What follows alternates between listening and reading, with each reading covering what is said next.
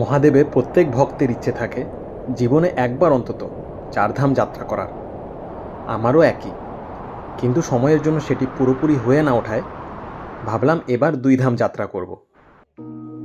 নমস্কার, আমি অর্পণ। বং ট্রাভেল স্টোরিজে আপনাদের স্বাগতম।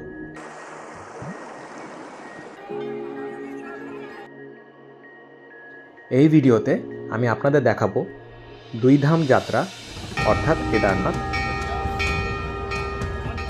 এবং বদ্রীনাথ যাত্রাপথের যাবতীয় দর্শনীয় স্থান। এই পুরো যাত্রাটি 5টি এপিসোডে বিভক্ত। প্রত্যেকটি এপিসোড পুরোপুরি দেখার এবং নিজের মতামত জানানোর অনুরোধ রইল।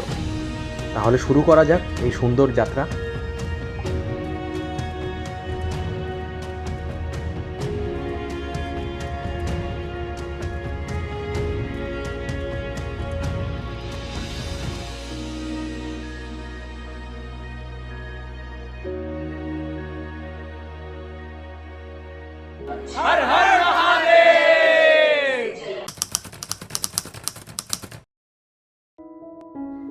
আমাদের হরিদ্বারের জন্য যাত্রা শুরু হয় হাওড়া স্টেশন থেকে। হাওড়া স্টেশন থেকে আমরা 12370 হাওড়া হরিদ্বার উপাসনা এক্সপ্রেস অথবা কুম্ভ এক্সপ্রেস, আমরা যে সময় যাচ্ছিলাম সেটির নাম কুম্ভ ছিল, আবার সপ্তাহের অন্যান্য দিনে এটার নাম উপাসনা থাকে। তো সেই এক্সপ্রেসে করে আমরা হরিদ্বারের জন্য রওনা দিই। এই ট্রেনটিতে আমরা থার্ড ইকোনমির টিকিট কাটি। থার্ড ইকোনমির পার টিকিটের মূল্য 1650 টাকার মতো। দুঃখের ব্যাপার হলো আমাদের ট্রেনটা দুপুর 1টায় ছাড়ার কথা ছিল, কিন্তু সেই ট্রেনটি দেরি করে বিকেল 4:20-তে ছাড়ে। অলরেডি মানে 3 ঘন্টা 20 মিনিট কিন্তু আমরা লেটে স্টার্ট করি। আমরা যেদিন যাই সেদিন রাত্রেবেলা ইন্ডিয়া বাংলাদেশের খেলা ছিল, সেটা দেখেই রাতটা কাটিয়ে দিই এবং শুয়ে পড়ি। পরের দিন সকালে যখন উঠি তখন দেখি অলরেডি আমরা উত্তরপ্রদেশে পৌঁছে গেছি। আর ট্রেনটা যেহেতু লেট ছিল তাই সব জায়গায় ঠিকঠাক সিগন্যাল পাচ্ছিল না, আর একটু একটু কিছুক্ষণ গিয়ে গিয়ে দাঁড়িয়ে পড়ছিল।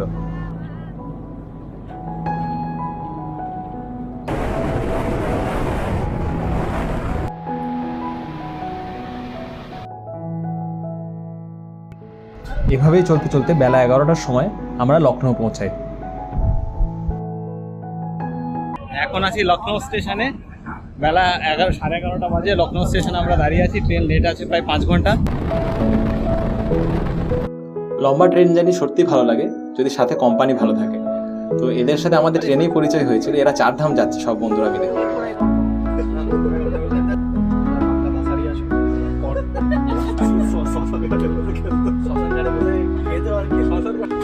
ট্রেন জার্নির মজা তো এটাই।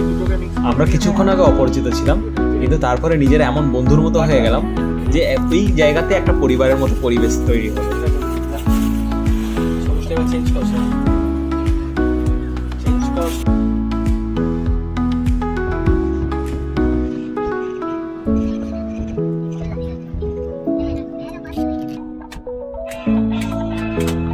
সবাই মিলে আড্ডা, খেলা, গল্প, গান এসব করতে করতে আমরা ধীরে ধীরে হরিদ্বার পৌঁছে গেলাম।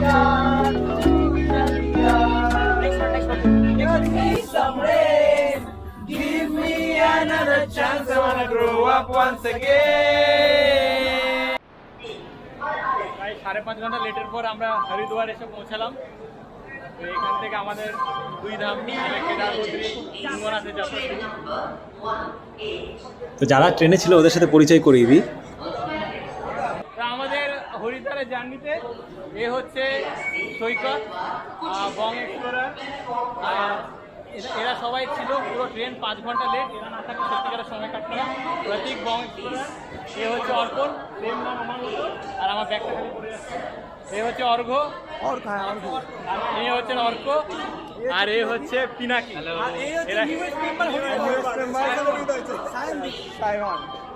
এরা সবাই ছিল বলে সত্যি কথা কিছু বলবে। দিদি বলেছে বিরিয়ানি বানাবে, আমাদেরকে ইনভাইট করবে। তো এটাও ভিডিওতে মানে এটাও বলে দিলাম।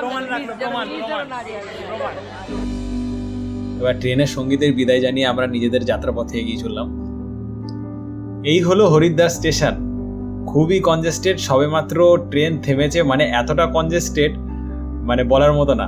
বাইরে অটো, টোটো মানে ভর্তি। হরিদ্বার স্টেশন থেকে আমরা একটা রিক্সা ঠিক করলাম আমাদের হোটেল পর্যন্ত। হোটেল কুশাঘাটের কাছে।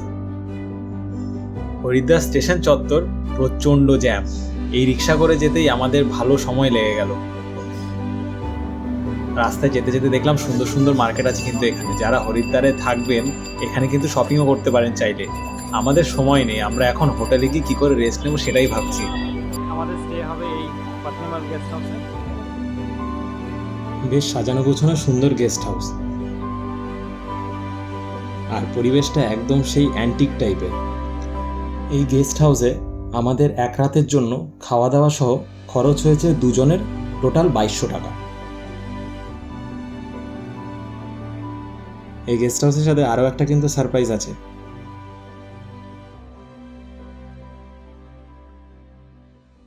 সত্যিকারের হরিদ্বারে এলাম, আসার পরে জাস্ট হোটেলে চেক ইন করলাম, পত্নীমাল গেস্ট হাউস।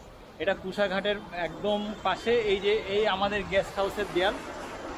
আমি ব্যাড লাক, আমার রিভার ফিশিং রুম হয়নি, তো এখন এইখান থেকে কুশাঘাট থেকে পুরো গঙ্গা, হরিদ্বারের গঙ্গা পুরোপুরি দেখা যাচ্ছে। আর মানে যতটা ক্লান্ত ছিলাম লেট হওয়ার জন্য 5-5.5 ঘন্টা, পুরো ক্লান্তিটা আমার কেটে গেল। এত দারুণ একটা ঘাট এই প্রপার্টির সাথে আছে, খুব ভালো লাগে। এখান থেকে যেতে ইচ্ছে করছিল না, কিন্তু পরে ভাবলাম ডিনারটা করে রাত্রিবেলায় এসে একটু টাইম কাটাবো। আমরা ফ্রেশ হলাম, তারপরে এখন ডিনার করতে বসলাম। তো এখানে এসে প্রথমে যেটা আমাদের ভালো লেগেছিলো যে গঙ্গার ঘাটটা, আর তারপরে ডিনারে এখন কী কী আছে আমি একবার একটু দেখিয়ে দিই। এই যে এখানে একটা স্যালাড আছে, ডাল আছে, এটা একটা শাক, কারি পাতা নয়, কিছু একটা শাক আছে, অন্য কারি পাতা নয়, শাক দিয়ে আলু দিয়ে, আর ভাত আছে, এদিকে পাঁপড় ভাজা আছে, আর রুটি আছে। তো হরিদ্বারে এসেছি, হরিদ্বারে আছি। হরিদ্বার মানে এখানে তো নিরামিষই হবে। তো খাবারটা দেখে খুব ভালো লাগছে, আর অনেক জার্নি করে এসেছি তো খিদেও অনেকটা পেয়েছে। তো এখন আমরা মানে খাওয়া শুরু করবো।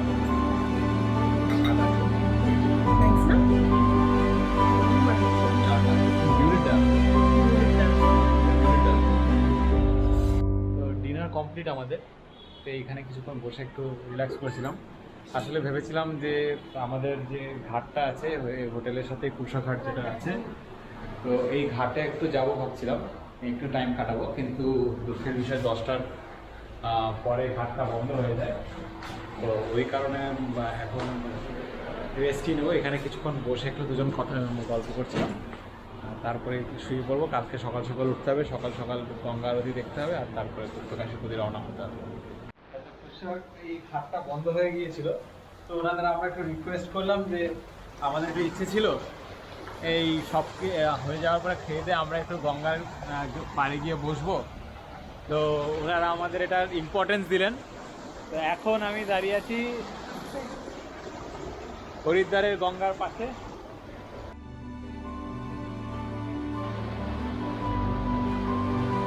আমাদের কলকাতাতেও গঙ্গা আছে, গঙ্গাটা এতটা, এই গঙ্গা একদম কম চড়া, জাস্ট এপার থেকে ওপার, কিন্তু এপার থেকে ওপার থেকে সাঁতার কেটে যাওয়ার কথা একটু চিন্তা করতে পারবে না, এতটা পরিমাণে স্রোত। মানে সে কেউ যদি এই জায়গা থেকে কাটা শুরু করে, সে মনে হয় 10 সেকেন্ডও ওইখানে পৌঁছে যাবে।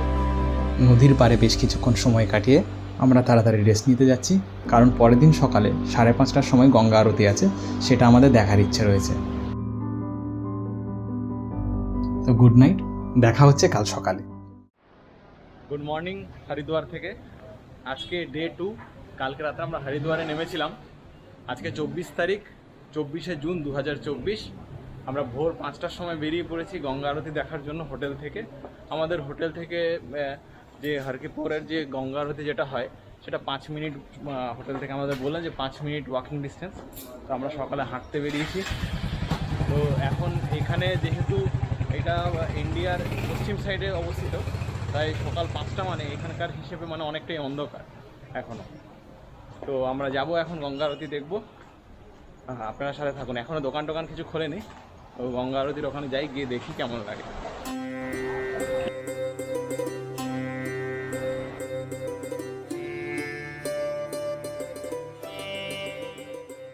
এত সকাল সকালও হরিদ্বার ঘাটে ভক্তের সমাগম। সকলে এসেছেন সকাল সকাল স্নান করবে আর গঙ্গা আরতি দেখবে সেই জন্য। হরিদ্বারে দুবার গঙ্গা আরতি হয়, একবার সকাল 6টায় আরেকবার সন্ধ্যে 7:30টায়। তবে সন্ধ্যেবেলার তুলনায় সকালবেলা একটু ফাঁকা থাকে।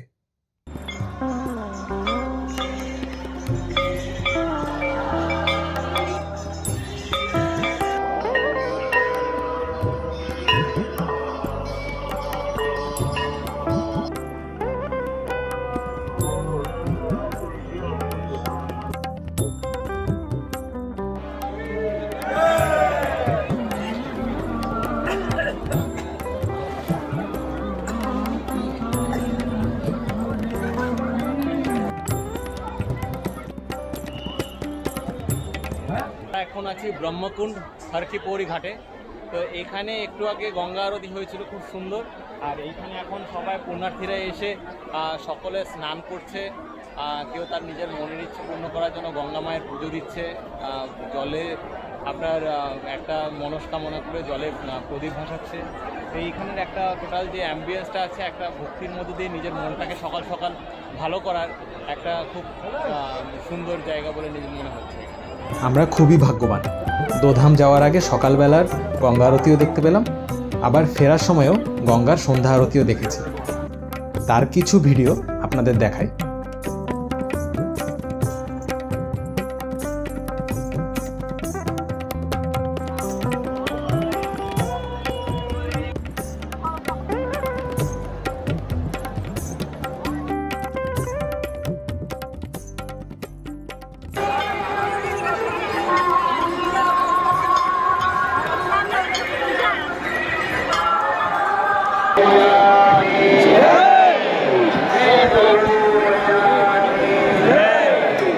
হরিদ্বারে গঙ্গা আরতি দেখার পর আমরা হোটেলে যাই। সেখান থেকে চেক আউট করে আমরা আমাদের পরবর্তী গন্তব্যের জন্য রওনা দিই, যেটা হলো শিরসি।